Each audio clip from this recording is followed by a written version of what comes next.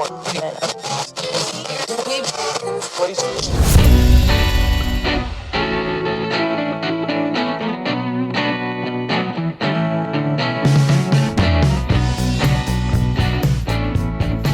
matters. Be heard. Welcome to the podcast where you get exclusive behind-the-scenes tips to make your own show sound truly spectacular. This is Podtastic Audio. Hey, what's happening? How are you doing today? How is your podcast coming along? I am Chris of the Chris and Christine Show podcast. You can find out all about that show on the old interweb at chrisandchristineshow.com. There's always a link to it in the show notes below as you're listening to the show right now. So how is your podcast once again coming along? Do you even have a podcast? Are you thinking about maybe starting a podcast, but it's like so confusing on what kind of gear you might need or maybe where to even start? I mean, my goodness, don't even consider thinking about all the many different podcast hosts that are out there and all the millions of different advice you might hear from different people out there in the Twitter world or the universe, so to speak. My goodness, these Facebook groups are nuts. People are asking all kinds of questions. And of course, it's always the basic ones like, what kind of microphone do I need to use? Where is the best place to host my podcast? What is the best way to edit the podcast? And what kind of editing software should I even use? So today, we're going to talk about a few things here, but one is about editing. Now, just so we're all clear here, I'm only talking about podcast audio. It's the audio form of podcasting. I know you're going to say, I do this whole video thing on my computer with my webcam or whatever, and I post that on my YouTube channel, and that's my podcast, quote unquote podcast. But I'm only talking about the audio podcast with the RSS feed, the host, the Apple Podcast, the Spotify, the whole 9 yards. So when it comes to editing your podcast, you can go down a few different roads here. You can either just record it directly into your computer as a MP3, save that, and just put that out on your host, and that is your show as in its entirety. No editing, no nothing, just send it out as is. Now, that's fine. You can do that if you want to. Go right ahead. Listen, your podcast is your podcast. You do it however you want to do it. Now, if you do even some light editing, let's just say you add some intro music to your show, maybe you insert a few promo swaps in the middle or something like that. That in itself is a form of editing. Even if you don't touch your spoken word at all, that's still a little bit of editing. At the early days of the Chris and Christine Show, we did a lot of editing, mainly because I didn't like the way we were talking into the microphones for some reason. I think because we had that huge latency delay when I was set up the original microphones to, we were plugging them directly into the computer via the via the USB jack. And we were hearing ourselves back through the headphone jack. But because the computer was so old and who knows what, there was a ton of latency, which is a delay that you hear when you speak into the microphone. We were hearing maybe a half a second delay back to our ears. Now you think that's not so bad, right? But when you're talking, you start to kind of slow down your speech to kind of catch up with what you're hearing in real time. Once you upgraded the gear to this old Behringer here, it took away all the latency, so it makes it super crisp and clear. So when I'm talking right now and I hear it in my headphones, it's instantaneous. But because of those long delays we were talking, I tried trimming up a lot of those gaps we were leaving between words. I really chopped a lot of those up in the early days of the podcast. And one of the first things I kind of figured out messing around with Audacity, which I recommend using Audacity for a podcast. It's very easy to use. It's free and it's very powerful. There's lots of tools built into the thing, and you can add a lot of free plugins that gives you additional tools, mostly with changing the way things sound. Like if you want to do an auto tune or if you want to do some change of vocals, whatever you want to do. There's lots of different variety of things that you can do with Audacity. And did I forget to mention, it's also free. So it's probably the best one for the price. So once you figure out some of the basic features and functionality of Audacity, you really can do quite a bit of stuff with your podcast. Now, depending on what kind of show you're doing, everything depends on a lot of different things. If you're doing like a story narration where you're talking about it, you're reading a book, like it's totally scripted, you're just reading everything, and during certain parts of the story, you have different vocals come in to read their different lines of the story, like a female character or a male character, and then you're the narrator, kind of keep on going. You may want to take a lot of time editing that stuff, because if you screw up of a line or something, you got to go back and redo it. You got to get the actors or whoever's doing the voices, they're got to get their script done. They got to record it, make sure they get it right. Then you got to piece it all together. So that does take some time to do that. So depending on how much time you have to create a podcast, really depends how much editing you're really going to do. Now, if you do not have a lot of time to edit your podcast, but you have a particular style you want to use, how to do it, you can hire professional podcast editors to actually do your full-on editing for you. You give them the raw files, whatever it is, and they put it all together. And of course, you guys have to have a conversation, agreeing on what kind of flow of a show you want to have. I mean, they may just stitch it all together, and it may not sound like anything you want it to sound like. Or they may cut out stuff that's important. Who knows? So, in fact, editing was something I thought about doing, but I literally have absolutely no time and no patience to do editing for somebody else. I barely got time to edit my own shows. And the truth is, I edit just like a very bare minimum when it comes to editing my shows, because I don't have extra amounts of time to do it. So what I try to do for the Chris and Christine show, and for this show also, when I do editing, what I try to do is make it sound the best it can. That's the first thing I want to do, make it sound incredible with the tools I have, of course, because if you have a guest coming in here, you really don't know like what kind of equipment they have. And if their equipment is bad, then you got to deal with what you got. It's all you can do. So try to make it sound the best you can with what you have. And as far as Christine and I, when we do our part on the show, we stopped editing it. Like, we edit for sound quality.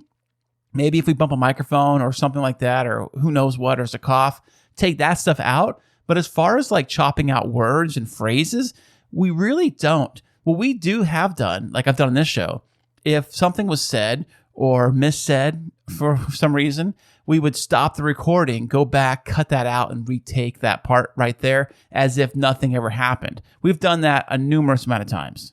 So if you do not have a lots of extra time to do the editing part of your show, you want your show to sound a particular way, you always can pay somebody else to do it. Now, these are not usually cheap. They're usually about $100 or so, give or take, per episode. So if you're doing one a week, that's $400 a month just for the editing, not including any kind of gear or equipment or hosting fees that you have to pay for on top of that.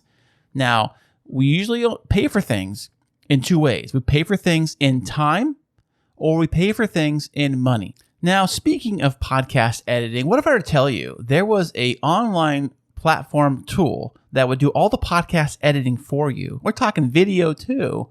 You got to pay for it, of course, but it does it automatically through some kind of computer wizardry, and that's how it kind of works. What I'm talking about is Descript. Now, I have a Descript account, and I was just about to cancel it because I did not like what it was doing with my audio. What Descript does, in a nutshell, what you can do is a lot of different things with Descript. But the main focus of Descript, I would say, the reason why I got it in the first place, was what it does is you upload your audio file, and it transcribes the entire episode. So it has everything laid out as like a book of everything you said. Now, if you slur your words or you misspoke or whatever, sometimes it doesn't capture exactly. It's probably like 90% accurate of what you're saying, what it writes down. But what it does do is you can create it to actually take out all of the ums or all the uhs or all of the long gaps or all of that stuff. I've only used that a couple of times on an interview when the guest was really dropping a lot of ums, like every other word, and it was taking forever. I used it once on that, and I used it one other time, but I was not really impressed with the actual quality of the edits. They were very choppy, and they were just like very quick and harsh, and sometimes they would cut things out that didn't need to be cut out, or it would splice things together. It didn't make sense when you're hearing it back. You're like, that doesn't sound right. It didn't sound natural. And for my shows, now just speaking for myself, I like all of my shows to sound very natural, as if you and I are just sitting back and forth across the table or wherever we're hanging out at, and we're just having a conversation back and forth. Very natural. When you listen back to one of those Descript, like harsh cuts, it sounds like a YouTube jump cut, if you know what I'm talking about. It just jumps, jump, jump. It sounds like that. With audio, it's a little easier to kind of get over than the YouTube jump cuts because you see the screen change in the flick of an eye when it jumps to another thing. But with the Descript, it's a little easier. Now, some of the edits, like I said, I didn't care for, so I kind of stopped using it, but I was paying for it every month. I'm on I think it's a minimum plan you can use. I think it's $15 a month is what they charge me. But you can use it for free. There's a free version of Descript. I think you get only 3 hours of use. Now, before I decided to cancel my Descript, subscription or whatever, somewhere in like the hidden features, messing around with this thing, I found something called Studio Sound. And since I'm all about sound audio and audio quality over here at Podtastic Audio, I said, let's just give this thing a shot and see what it actually sounds like. So we had a guest interview on the Chris and Christine show this week. It's going to be this next episode coming out on the next episode. So by the time you hear this, it's probably out right now. Our guest, she had, I believe she said, was a Blue Yeti or a Yeti Nano microphone in kind of a noisy environment. Like there was some background noise, some rumbles in the microphone, stuff like that. So here's what I'm going to do. I'm going to play 2 samples. One is going to be the original audio file recorded with clean feed. So this is as clean as it's going to get as the original file. This is going to sound as if we were right there in her room with her, recorded directly on her microphone, directly to us. There's no filters of any kind, no compression of any kind coming straight to us in the original file format. Then the second clip I'm going to play you is the same audio file, but ran through the Studio Sound feature on Descript. So here is the original file of our guest. So human grade is actually a very new concept in pet food, and we were sort of towards the early side of that movement. And basically, for a food to be considered human grade, every ingredient in the food needs to be fit for human consumption. The entire production process needs to happen in a facility that meets the standards for human food consumption. In our case, it's a USDA kitchen.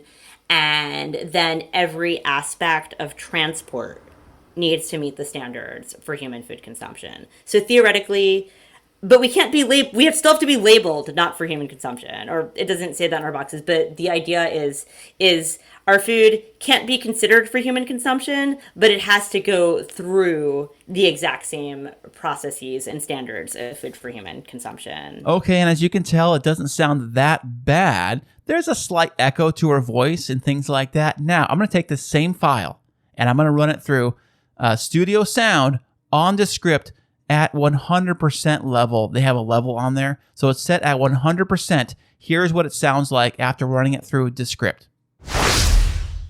So human grade is actually a very new concept in pet food, and we were sort of towards the early side of that movement. And basically, for a food to be considered human grade, every ingredient in the food needs to be fit for human consumption.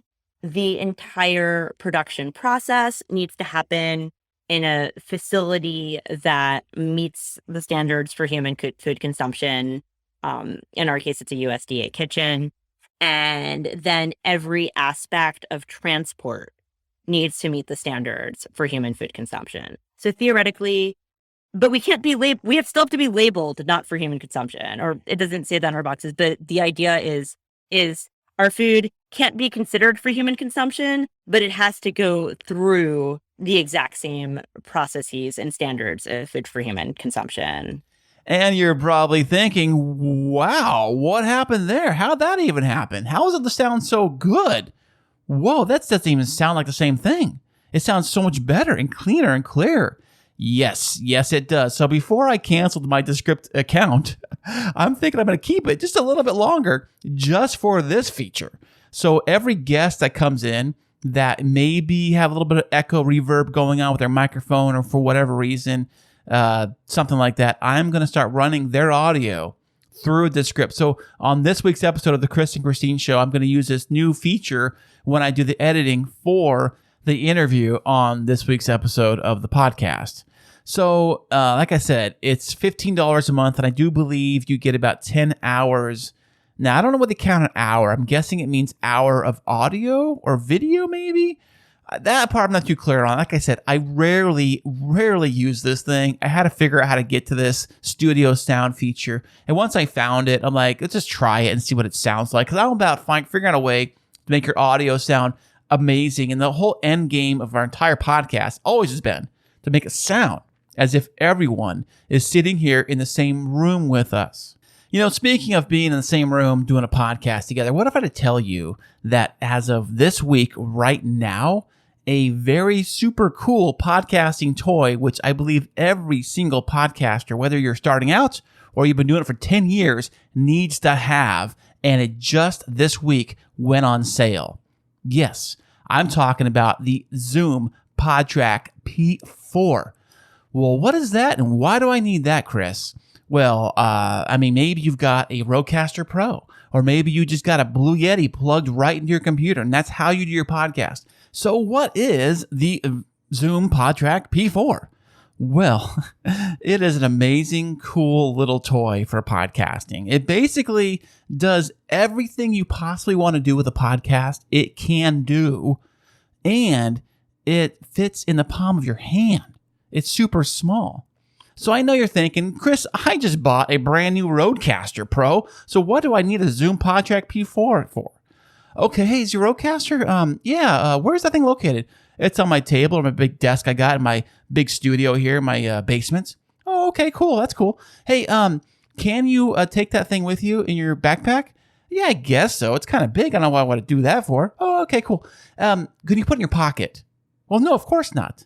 Well, the Zoom Podtrak, you can. So let me tell you what this cool little toy can do. First off, it's an actual podcast audio interface, which means you plug your microphone into it, XLR, you plug this thing directly into the computer. So you can run it like a standard USB interface.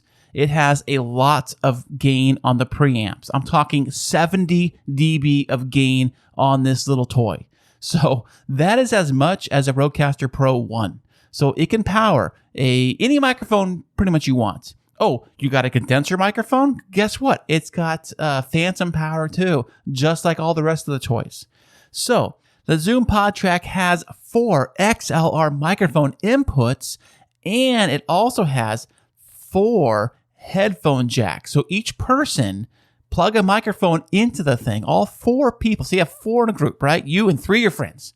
You plug in 4 microphones.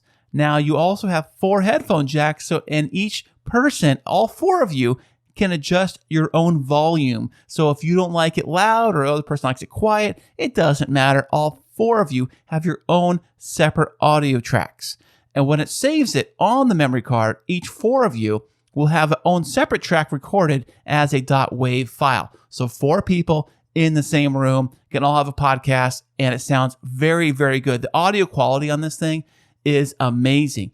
And it also has a high pass and low pass filters built into the thing so that it kind of can filter out some of the sounds you really don't want on the audio track.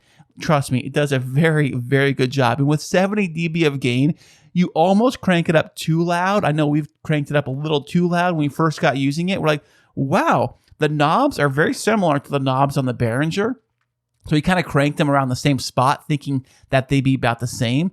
But oh no, they were way, way louder on the Podtrak P4 because all that extra gain it has. Now, a reason why you want to have a lot of extra gain or headroom, as they say, for your podcast microphone is that you want to be able to crank it up enough to where you hear you very loud and clear without bringing up all the floor noise, all the hiss, and all the background noise into the recording. Having plenty of gain allows you to do that, especially with the really good preamps like the Podtrak P4 actually does have built into the thing, which is quite incredible considering how small the thing is. But wait, there's more. Let's just say you wanted to record podcast interviews, and you're like, I don't know how to do it, but I do have an iPhone or an Android phone. It doesn't matter what kind of phone you got. There is a TRRS jack built into the thing, which you have to buy an adapter for. It doesn't come included, but you buy this little adapter. You can plug your phone directly into the thing, and you can have a full-blown recording conversation interview. You on a microphone, get it recorded onto the P4. The guest comes in on a phone call, get recorded into the P4. Both of you are on separate audio.wave file tracks, separate tracks for you and your guest. Oh, but wait, there's even more than that. There's a built-in USB mix minus. So let's just say you like to do all your interviews via, Zoom or Google Meet or, Squadcast or even Riverside, any of them. Doesn't matter which one you use. They're all the same, right? You have an ability to record your guest side of the conversation directly onto the P4's memory card on its own separate audio track, a .wave track, cleanest, clearest audio track. You are also recorded on a .wave track right on the P4's memory card. It separates them both into two separate audio files. So when you do editing, you really want to try to make sure that every person on the track, you, a guest, whoever, you want everybody to be on their each own person's has their own audio track. Why? Because when you do finally edit the audio tracks, if one person's talking quieter or louder, or one person's got a hiss or a dog barking in one track or whatever, you can very easily take that stuff out when everybody is separated. So it separates that too. Oh, but wait, there's even more. So you have that going on. Let's just say you want to play jingles or commercials, or you got sound effects or cool things like that. Well, the P4 has got a built-in sound pad, which you can upload anything you want onto it. Like you got sound effects or jingles or any kind of that stuff, you want to put on there and play live in real time. You can do that. And guess what? Yes, that goes on its separate audio track. So you got all these audio tracks, I think 5 total, I believe, gets saved onto a memory card. And then you upload that to your computer, and then you can edit the way you want to edit, however platform you use to edit, all done, very easy. And like I mentioned before, it's small, it's portable. It runs on 2 AA batteries. Yes, only 2, which is probably like your old Walkman back in the day. Remember those things? It's about the same size. And if you wanted to, you can take it with you anywhere. And you do a podcast from anywhere. Say your living room. Say your dungeon, your basement, whatever you want to call it. Say you want to do it from the beach or the park or a classroom or an office or a conferencing room. You could totally, with a couple microphones, and headphones, and this little thing, the whole setup can fit in a backpack or a purse, really, if you wanted to. And you can do it for a podcast virtually anywhere, and it sounds incredible. Now, I'm going to tell you, this thing just went on sale this week. I cannot believe this. I wish I bought it now versus when I paid full price for it. Now, originally the full price was $220 for the Zoom Podtrak P4. $220, and it does not come with any extra cables or cords. So if you want a cord to plug it into the wall to charge it, to power it, or you want cords to plug your microphones in or headphones in, or even that TRS jack to plug your phone into it, you're going to need to buy all that stuff extra. Now, you can buy all this stuff on Amazon. In fact, you can buy anything on Amazon. Like I said, it was $220. Now, today, they just dropped the price down to $150 plus free shipping. So $150 for this one-stop shop, amazing podcasting toy that I think every podcaster out there needs to have. And I'll tell you why you need to have it, because even though you may have your own setup going on right now, you just never know. There might be a time when you need to do something outside of that room. You want to do some podcasting outside of that office. You want to take it with you or go to your friend's house or whatever the case may be. A million situations can happen. You could do everything.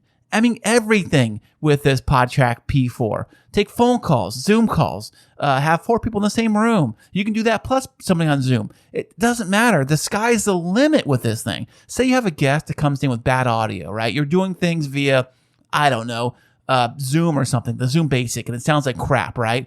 Well, don't you worry. This is how you do it.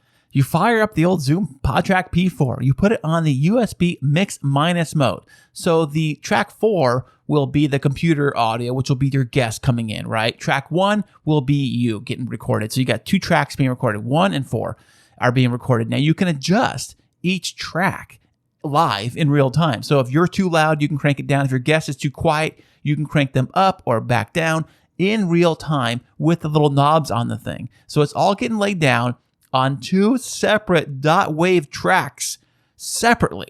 So if you have a guest coming in on whatever device they're using, it doesn't sound that great, you can have their audio separated and isolated from your audio. So what you can do is once you have their audio saved, their .wave file, their track saved and isolated, you can run it back over to Descript, like I mentioned earlier, drop that into the studio sound and let it do its magic, and it'll fix that. And then you blend the 2 together in the end, and then you get a podcast interview that sounds amazing, and everyone's going to ask you, how'd you even do that? Like, what'd you do? So like I said, $150. Please pick up a Zoom Podtrak P4. Do yourself a favor. You're going to love this toy, even though you may not use it all the time. I know I don't use mine all the time, but there's been plenty of times when I have used it, and I love it. I wish I used it more often, to tell you the truth. But if you're starting out and you've got a very small budget for your podcast, I would say get the Zoom Podtrak P4. And now is the perfect time to pick one up because you're going to be able to do so many things. Even if it's just you talking into a microphone by yourself. And you're like, that's all I need, it's just me by myself. You may want a friend over and you might want to do a podcast together, do an interview in person. You can do that with the Podtrak P4. Or maybe you want to take a call on Zoom or something. You can do that. Or Skype, or even a phone call. You can do that. Say you want to play music or sound effects live in real time, sound effects with your show. You want to edit it later. You want to do it in real time live. You can do that with the Zoom Podtrak P4. I highly suggest everyone pick one of these things up. In fact, I always thought picking up a second one, but I'm like, what do I need 2 of these things for? I already got the one, so. Well, I want to thank you so much for joining me here today on Podtastic Audio. Listen, if you got any questions about your podcast or you want to chit-chat, talk shop or whatever, you can always reach me at podtasticaudio at gmail.com. Or, of course, all the social media, I'm under Podtastic Audio. You can find me over there. Hit me up, we can have a conversation. And, of course, I'm always looking for people to come on to K2 Radio, which is the radio station. You bring 3 of your favorite songs. Actually, you don't bring them. You just tell me what they are, and I'll just go get them, and I will play them live. We'll have a discussion. We can do that, too. I love the audio. I love audio format. That's probably why I'm always drawn to the audio stuff. Video, it's okay, not so much. I love YouTube. Trust me, I love all that stuff. But creating audio, it's easy to do. I can enjoy it anywhere. You can consume your audio doing anything. It's just great. So until next time, you keep on making your fantastic podcast with your amazing audio, and I'll see you next week.